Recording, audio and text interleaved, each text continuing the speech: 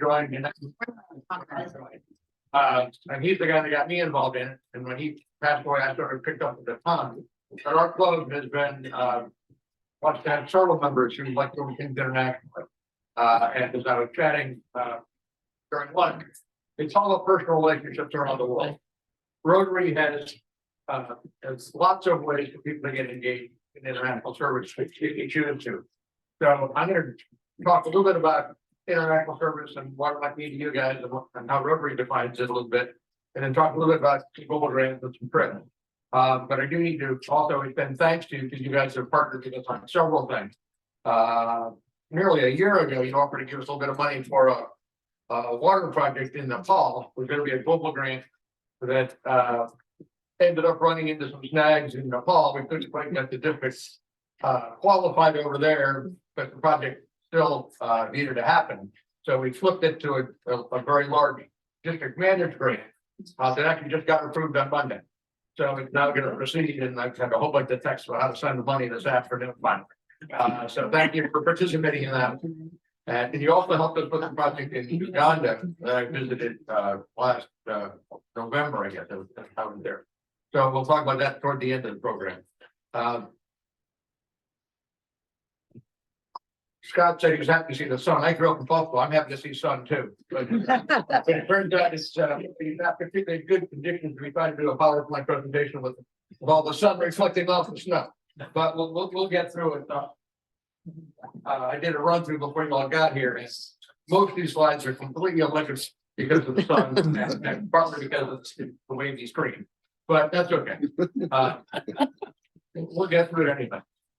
So when Rotary was founded in 1905, and if you need an excuse for another party, our 119th anniversary next week, February 23rd. There are only 3 objects in Rotary. Like 1921, a guy named Donald McCrae from Halifax decided that international service was really one of the basic tenets of Rotary should be involved in. So thank you. Okay. So the 4th object of Rotary is the advancement of international understanding, goodwill, and peace through a world fellowship of business and professional persons, each united in the ideal of service.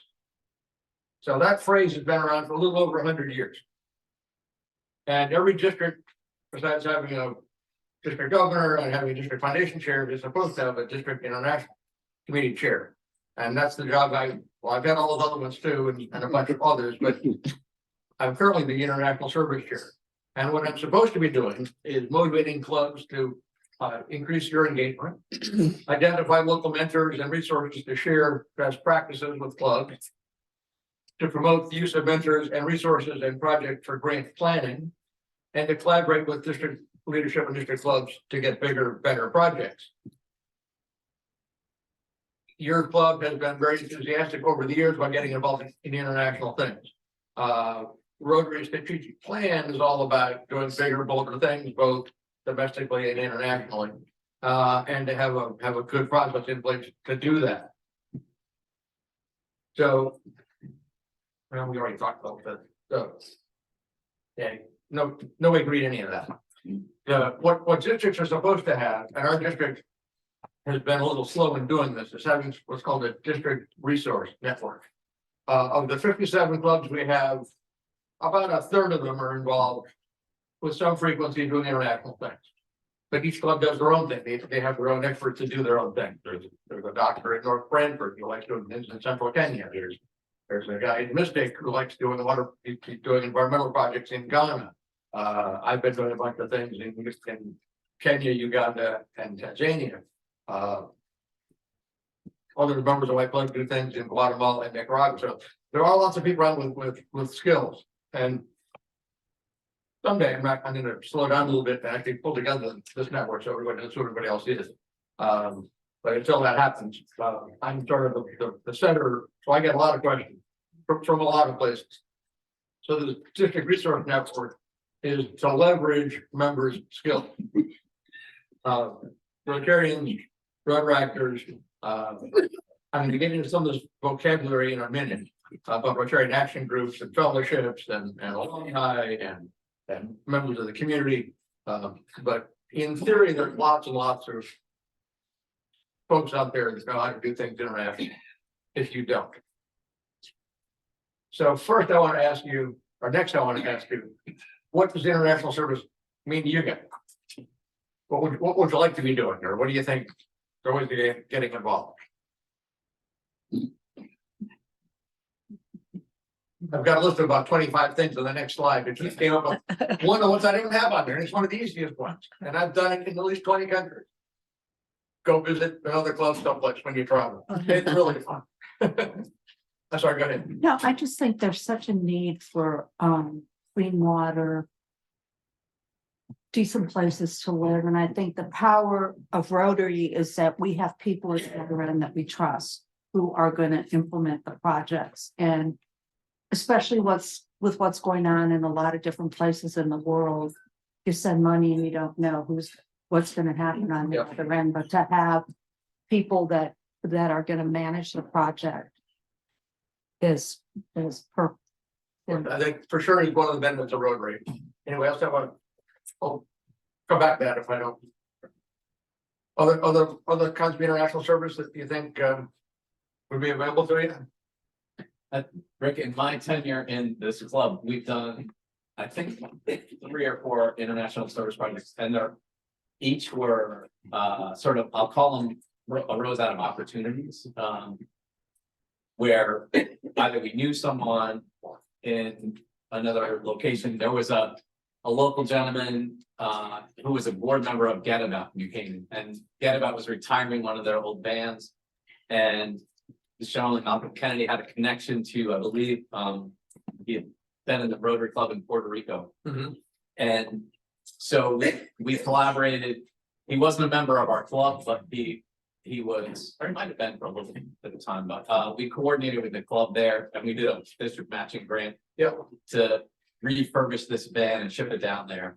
And then another project was I came across a surplus Army ambulance that had never been used, and we got some local funding. We did a district managed grant with a few other clubs and club in Dominican Republic, in Haiti, and sent that ambulance down there. And then another project was the son of a former Westport Rotarian started a nonprofit when Typhoon Yolanda hit the Philippines, and he did a reef restoration there. Some other clubs. There's just a few. I mean, so I think our experience as a club, it's the ones we've directly been involved in are each one came out of a local relationship or some local event that caused an opportunity to arise. And I think probably most of us, if we stopped and thought about it, it's just a good reminder that some of us have friends in other countries or hear about things.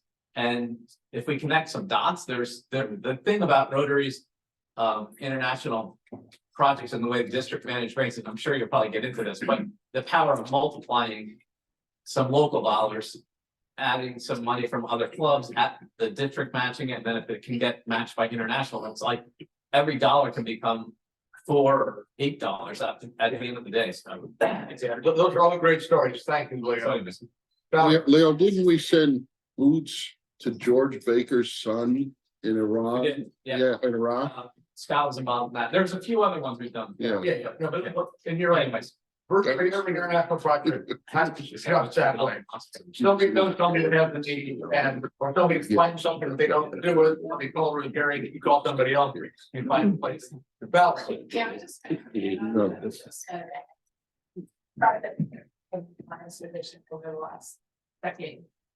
Many of them are really improving people's lives, not just in the short run, their long run things. Things like sanitation, water, schools, it's potentially generations. And they're things that are pretty basic for many of the people in the US. Obviously, as a country have our own issues, but the dollars required in many cases are not nearly as great to accomplish these things as they would be here. So really, for relatively modest amounts, making very large difference. Okay, yeah, great supplement there. Before I show my next slide that has a list of 25 things on it, let me just highlight It touch back to what we just brought up. So it is all about personal relationships. For sure, you know somebody. Disasters happen all over the world all the time, and Rotary has come up with a better way of dealing with that than the sporadic way it's happened in the past. There's two levels of grants available through Rotary. District grants, we call them district matching grants here. There's no minimum size, there's actually no maximum size, although the one that we got approved on Monday, we worked on together was for $38,000. Most of them are between 1,000 and 1,500. But this one happened to be for $38,000. We got a bunch of clubs involved and we only got $7,500 out of the district for it, but that was $7,500 we didn't have to match. Didn't have to raise somewhere else.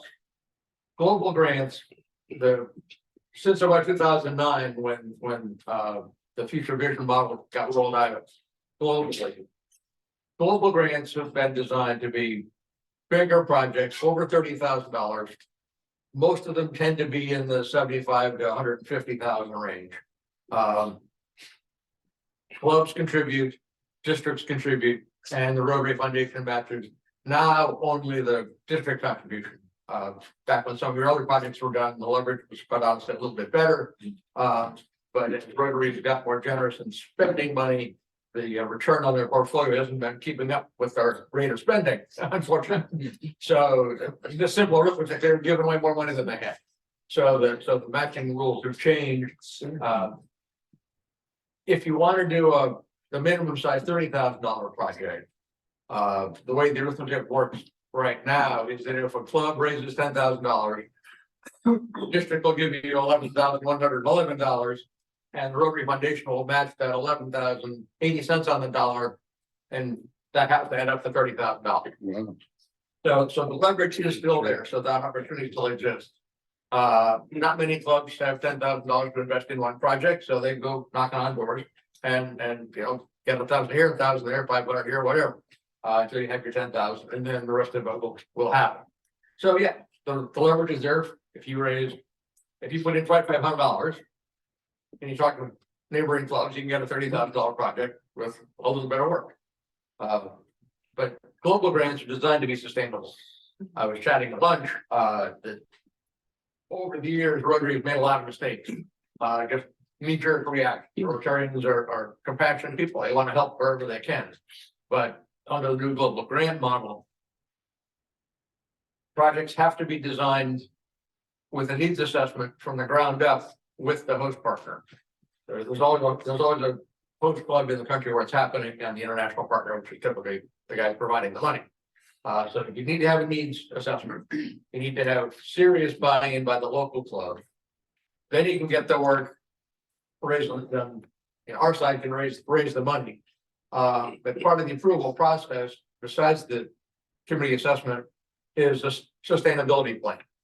So if you're doing a water project, you have to be able to say how they're going to raise a little bit of money to maintain the pumps or to maintain the solar panels or maintain whatever it is they've just put in.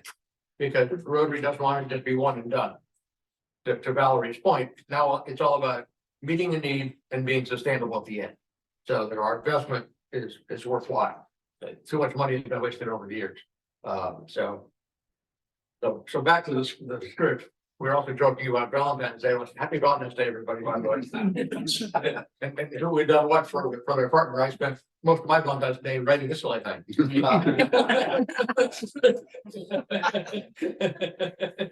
So here's a little, maybe you can read, maybe you can't. And I'll touch on some of these in a little more detail. I don't want to drink long or feel long with some questions. But friendship exchanges are where you travel to England, you go to a club, you meet somebody, and they invite you. Okay, fine. You take 3 or 4 guys with you. Everybody pays for themselves, by the way. There's no funding for any of this stuff. Almost all of these are volunteer things that you pay for yourself. But it's, you can send a bunch of folks to England, and while you're there, you do a little tour. You go to a couple of Rotary meetings. You find out about projects. You come back and talk to your club and raise some money and help somebody else somewhere else. Rotary fellowships. As you know, everybody in this room has a different occupation, has different interests and different skills. Well, that's the same for the other 1.4 million Rotarians in the world. But over the years, they've gotten together to form little groups of like-minded folks, and I'll show you how to find that in a minute. But it really is just about fellowship. But, you know, say you're a beekeeper, or say you're a dentist, or say you're a beer drinker or a whiskey drinker. There are other Rotarians out there that share those skills and share those interests, and they get together. And they're really, I'm a member of the beer drinking fellowship, I totally am. Or there's a water, well, look at the next category, Rotarian action, and that's what we're getting, water and sanitation. I bet there is. But it turns out, if you're sitting down drinking scotch or drinking beer, people start talking about needs in their country and needs of resources, all the stuff sort of kind of happens organic. Rotarian action groups are slightly more professional. There's a lot fewer of them, and I'll show you how to find that in a minute also. But Rotarian action groups are things like for malaria prevention or water and sanitation. There's 25 of them, and I'll show you the list in a minute. Another really good way to get involved in action is to go to an international convention. Now for sure, I drank way too much Rotary Kool-Aid when I was going through my governor training. So I've done a lot of these things. I've not been to 12 or 13 international conventions. But I see people I only see once a year at these things. You know, you meet them someplace and you don't see them again for a long time. But a lot of things happen at the international convention. Most of these fellowships, I'm also a member of the Scouting Fellowship. There's a whole bunch of Scouting Rotarians around the world. And we share stories about leaderships and awards, all kinds of things. So attending a convention, in most conventions are in, well, the last few have been in relatively exotic places. So there's always a little bit of tourist stuff you do before or after the convention. Last year it was in Melbourne, Australia. This year it's in Singapore. Next year it's in Calgary. So there's other stuff to do on the way. This year's convention is the end of May. I'm actually going to be out of the country for the entire month of May. I've got to go to I've been invited to go to Africa to attend a district conference in Zimbabwe in early May. Then there's a guy named Brad Howard, and his father started a tour company in San Francisco a long time ago. So Howard Tours does pre and post convention stuff. So I'm going to hit Thailand, Cambodia, and Vietnam before Singapore, then come home. So I think I'll be gone the whole freaking month. Do a Rotary and having fun. I'm with Rotarians the entire time. So it's just, I didn't really plan the month that way. That's how it's turned out. Youth exchange. I know you've done youth exchange over the years. We've done Westport youth exchange over the years. That's a high school program where kids come in and, you know, it takes a little bit of work to get it organized, get your school organized, but through youth exchange kids, you make relationships in their countries. Rotary offers a number of scholarship programs, global grant scholars. You've probably heard about them. If you do a little bit of research, you can find candidates on for those. Or Peace Scholar Program. We'll talk about that in a minute also. Vocational training teams. They're a little harder to pull off, but if say you're a dentist or a doctor, and training teams are really where you got a global grant to fund it, but you send professionals to a country where the skills aren't available to do things. An example of that our district has done, or specifically has done, is pediatric heart surgeries in the Dominican Republic. We call Gift of Life, happens to be centered headquartered on Long Island. But our district has partnered with them for years doing vocational training teams. Like we send doctors, they recruit the folks. We raise the money, they find the patients, and they find the doctors and the nurses and the caregivers to go. But we're in the middle of one right now. In fact, we have a team in the DR this week. It's the third of 4 trips in this particular global grant. But we're paying for doctors to travel and stay there and save lives of kids that were born with genetic heart disease. Part of the sustainability of the global grant then is that Rotary has figured out that there's a lot of really smart Rotarians out there that like to see technical advisors on things. So whether you're into water projects or whether you're into a medical situation, there's now a team of advisors called the cadre of technical advisors, and they're split up by country. I'll show you a slide about that in a second. But if you're trying to plan a project somewhere, you can go look these guys up and just call them and get a rest on how to get started. It's a resource that's only been around for a few years. And this district resource network that also keep one together. Locally, Carolyn's gone a few Zoom calls with me over the last few years. there was a woman in Westport Sunrise who liked organizing things. And for several of the last years, she got, I don't know, 8 or 10 clubs in Fairfield County together, mostly on Zoom calls, to compare projects you were working on and who needed money. And then we would try to help each other. And that person has dropped out of Rotary. Well, she no longer lives locally, she's moved someplace. So I was actually talking to my own clubs, international sheriff this morning about reinvigorating that this year. District and grants we already mentioned. Sometimes your club can initiate them, which you've done, or you can just partner with other people like you do with us all the time. Same with global grants. You can start them, but they are a lot of work to start. Or you can just partner by, financial contribution. If you're looking for a project, you don't have any ideas, there's a website. It's manned by a Rotarian. City, where's he from? He's from Canada someplace. And it's called matchinggrants.com. And people from all over the Rotary world post projects there. They're partly funded and they're looking for money. So you can literally just read down this long list, by the way. So it's a simple way to, it's the only resource I know of that's like that. Roughly, we mentioned a little bit about disaster response grants. There is now the world seems to have no shortage of disasters, whether it's earthquakes or fires or tsunamis or whatever the heck it's gonna be, or war. There's now a fast track way for clubs or districts to apply for $25,000 district response grants, disaster response grants. One of the fellowships is on this list that we call the fellowships of best district governors. There are a lot of us around the world, and the guy that now runs that happens to live here in Newtown, Connecticut, and there was a speakers here. So on Monday morning, I guess we had a little speakers here. We had the current chairman of the trustees and Jennifer Jones on the leading the discussion, and there were, I guess, 85 of us on the call from all over the world, talking about disaster response grants as a way to get things to happen a little bit quicker and a little more organized way. If you do get a grant and you do something good, you can showcase it on Rotary Showcase, which is another link on the Rotary website. Another way to find projects is to attend a project fair. And I'll show you how to find that on the Rotary website as well. A lot of countries with needs are pretty organized in how to fill it. Guatemala and Ecuador are especially good at it. There's one in West Africa, there's one in East Africa. Almost all of them are virtual now because of the whole COVID experience. But you can also just show up if you want to. I've never physically been to one, but I've attended several online. Practicing positive peace.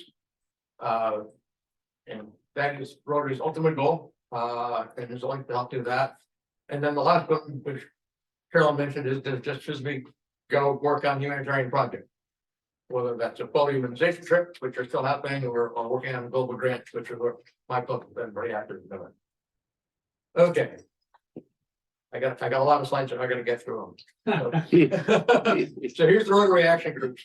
If you were to click on that link, you would find out that there are, well, there's 37,000 Rotarians currently involved in them. There's 25 Rotarian action groups.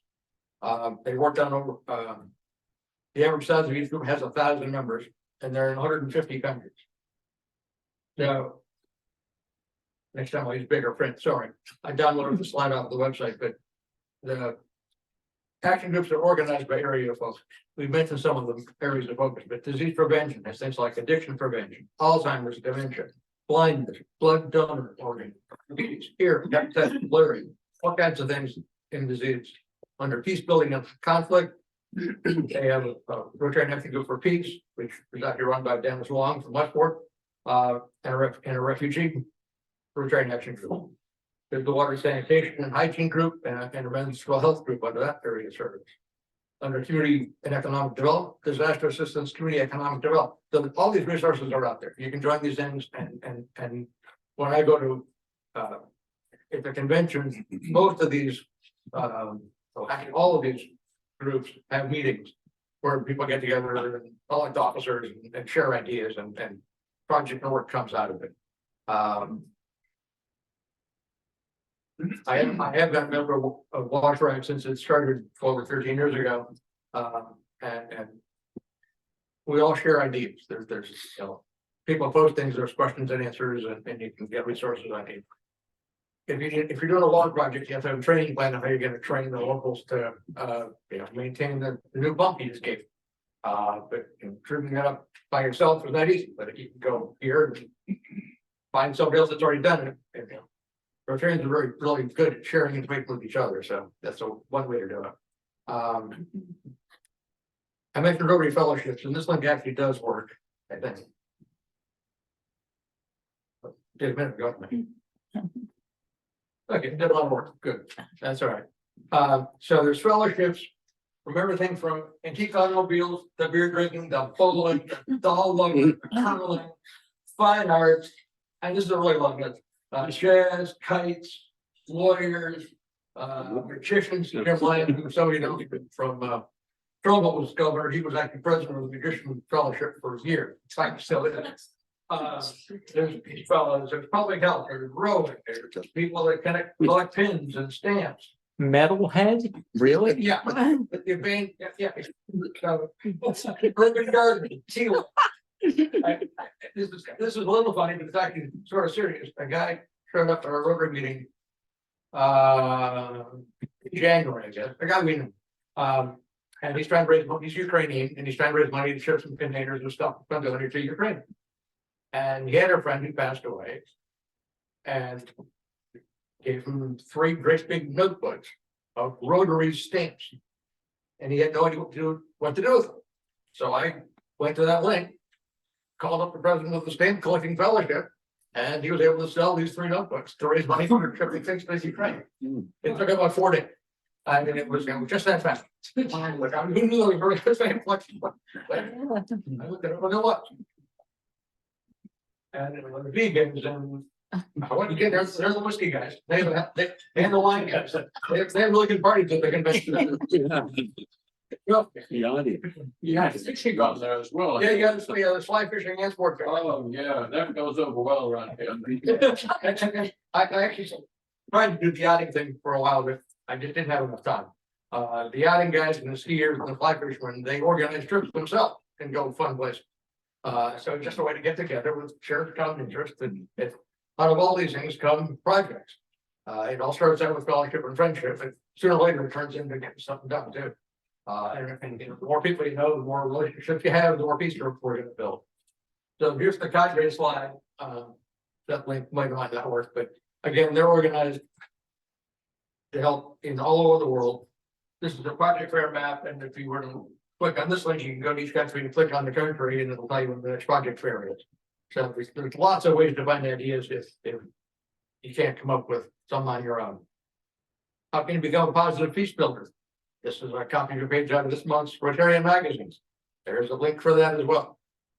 For a positive peace academy. And there's all kinds of training resources on the Rotary website. Learning center. Well, I have to do this. Now, so our personal trips. Our club has been involved in humanitarian trips since 2014. Because we're celebrating our centennial next month, we decided to write a book to try to summarize our 100th anniversary. And there have been previous attempts for the 25th and the 40th and the 60th and the 75th, but none of them were real good. And nothing had been written for the last 25 years. So I got around for the last 25 years, so I decided to try to summarize some of this stuff. But so it looks like we've actually been to Nicaragua 3 times, Kenya 3 times, Guatemala 3 times, Uganda 3 times. I've been in Nigeria on a polyomization day, and I've been to India, a couple of members of my club have been to India. So we've been doing this for a fair bit over the last 10 years. The project that we visited this last year when we were in Uganda is one that we started, I guess, 3 years ago. I can tell you the highlights. It's at the Burundi Community Hospital. I'm sure you've all seen National Geographics over the years and know that there are wild gorillas that people can go visit in the world. And if you ever wanted to do that, you would sooner or later find yourself in southwestern Uganda. Because all the wild gorillas in the world live in one little corner of the world. It's where Uganda, Rwanda, and the Democratic Republic of Congo come together. it's all the same forest, it's all the same population, but it's three countries, so there's three of them rules. And the one that's easiest to get from, this is by no means easy to get to, but Uganda decided about 25 years ago that the gorillas were more important than the indigenous population. So they threw the population out of the forest and kept the gorillas. The other two countries still have the indigenous population, and everybody's coexisting just fine, but in Uganda, didn't work out that way, so the population of Batwa, with what they're called, they're in fact, they're pygmies. So very excited, but nonetheless, they're pygmies. So they got thrown out of the forest without no social services, no support, no education, no jobs, nothing. And a Rotarian from California, happened to be a Christian missionary at that point in his career. Somehow got sent to southwestern Uganda, met some of these people, fell in love with them, and decided to start providing medical services to them. And over the 20 years, he's built himself a lovely hospital. It's called the Burundi Community Hospital. Where did we go? Wait a minute. So that project that you have also contributed to was to equip a 30-bed addition to the hospital. We went out and raised $200,000. We got almost $1 million worth of equipment donated, and we shipped 2 containers of stuff over that we were equipping a 30-bed addition, a 4-bed ICU, 4 isolation units in the middle of COVID, and 22 regular rooms. So it was, and we improved their technology skills, their radiation skills, all kinds of them. So it was a great project. And that was the reason we were going to Uganda, was to go there. But I took a team of 18 people with me. So the first picture here is one of many Rotary clubs who visited and exchanged flags, and all the stuff to do with go places. The second picture, which is a little hard to see, but that was the school we visited. There's a foundation in Wilton that, if you ask, will donate soccer balls. And I learned about this a bunch of years ago. So everywhere I go now, I take soccer balls because these kids are so poor. They use rolled up banana leaves for the most part for soccer balls. So to get a real soccer ball is quite a treat. So we visited a school here and handed out a bunch of soccer balls. Boy, were we popular.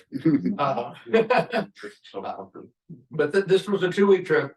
So we visited a bunch of schools, several medical facilities, and we worked on a water project while we were there. I've talked a little bit about the hospital. We were there for the 20th anniversary of the hospital and to dedicate these 2 grains. It also happened to be their graduation. They just started, because this place is so remote, they can't find nurses to staff the hospital. So they decided to grow them themselves. So they started a nursing school. So they had 250 people graduate from the nursing school the weekend we were there. So it was really pretty cool. We also did some hands-on stuff. Most of the Batwa live in very crude little houses, but somebody over there has developed a machine, this thing here in the middle. The soil is so wet and so clay-like, if you just scoop up the soil, you throw it in the machine, and it's got a long enough lever on it that you pull it down and it squeezes the water out and makes a brick. And the bricks are designed to be interlocking. So you don't even need more to build houses. You have to be a rainy season, so we got all pretty wet while we were doing this, but the bottom picture, there's a whole bunch of inside one of these huts in the middle of it, downpour. And we did, we're on top of each other, so we just started, they taught us up one of their songs, we taught them one of our songs, so it'll stop raining, we just were hanging out together, it's kind of fun. Another thing we did that was kind of special, you have probably heard about the Rotary Peace Program. There's 6 peace centers around the world. There's only one in Africa. It's in Kampala at the at Makerere University. They have 2 classes of 20 students each. They happen to be there while we were there, so we got to meet all the guys, all the students. And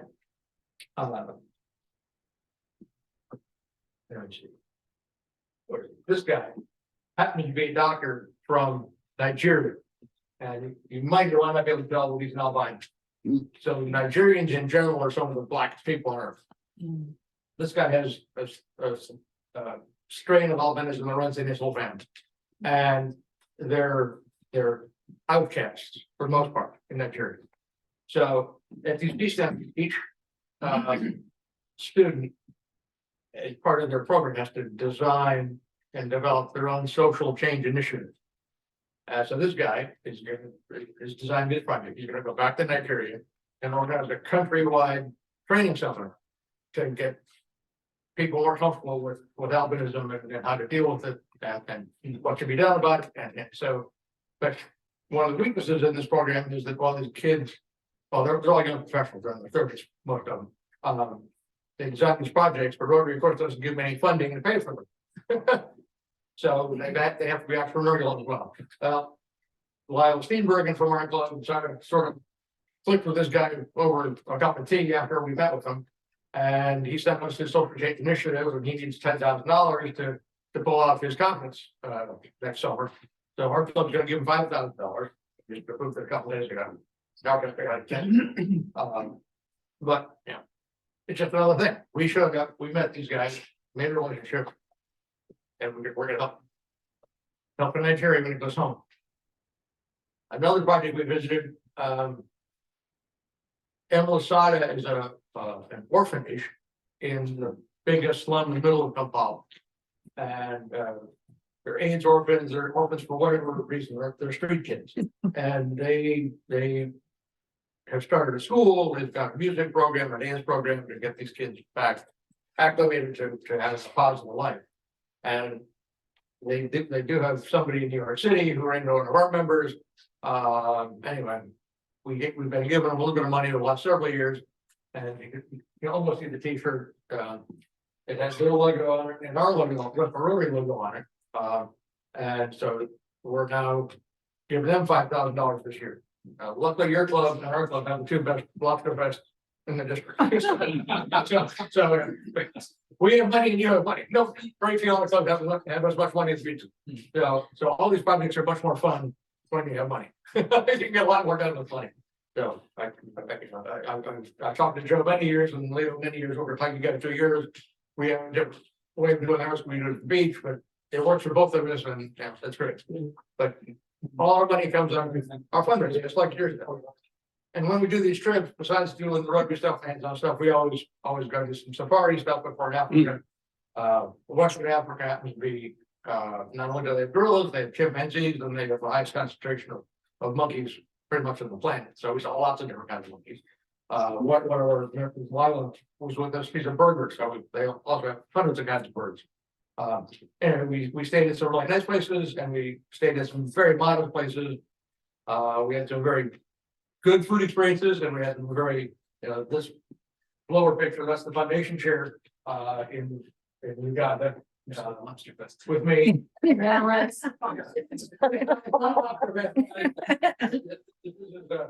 Boiled goat and banana. Yes. So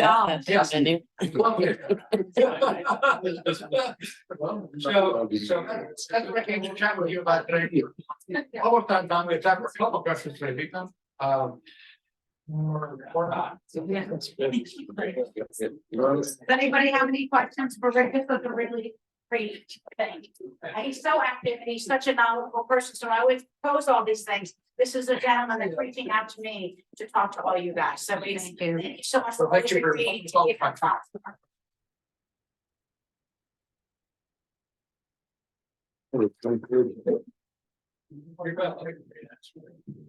Well.